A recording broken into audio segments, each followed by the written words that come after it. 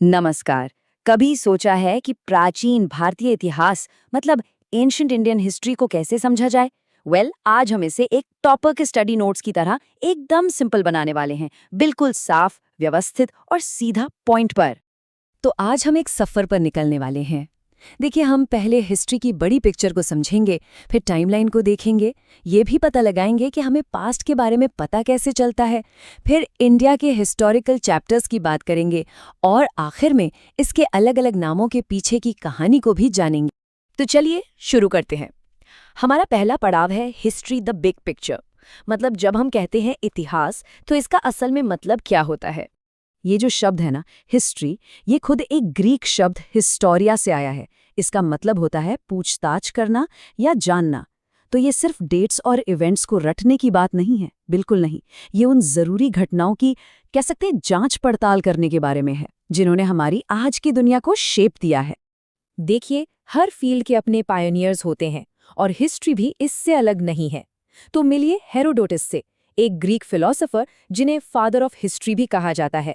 और अगर हम भारत की बात करें तो यहाँ ये क्रेडिट जाता है रॉबर्ट ब्रूस फुट को। पता है, 1863 में उन्हें एक स्टोन एज टूल मिला था और बस वहीं से इंडियन प्री हिस्ट्री की स्टडी की शुरुआत हुई। ठीक है, तो अब हम ये तो जान गए कि हिस्ट्री क्या है, पर सवाल ये है कि इसे मापते कैसे हैं। तो चलिए अपने दूसरे सेक्शन में चलते हैं और समझते हैं कि हिस्टोरियंस पास्ट को कैसे ऑर्गेनाइज करते हैं, मतलब उस टाइमलाइन को समझते हैं।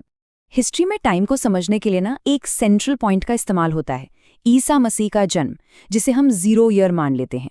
अब इससे पहले जो कुछ भी हुआ वो हो गया बीसी या बीसीई, यानी बिफोर कॉमन एरा, और इसके बाद जो भी हुआ वो है एडी या सीई, यानी कॉमन एरा। बिल्कुल एक बड़ी सी हिस्टोरिकल नंबर लाइन की तरह। तो फिर कोई घटना कितने साल पहले हुई ये कैसे पता चलेगा? बड़ा आसान है।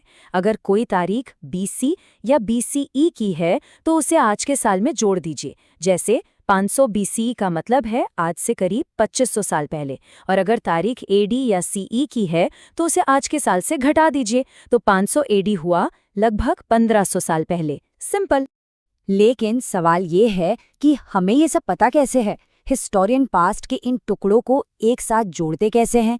चलिए अपने तीसरे सेक्शन में इन्हीं सुरागों को खोजते हैं जो हमें अतीत को समझने में मदद करते हैं। देखिए, हिस्ट्री को 3 बड़े हिस्सों में बांटने की जो चाबी है वो है रिटन रिकॉर्ड्स। सबसे पहले है प्री हिस्ट्री यानी प्रागैतिहास।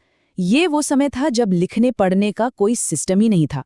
फिर आता है प्रोटो हिस्ट्री यानी आद्य इतिहास।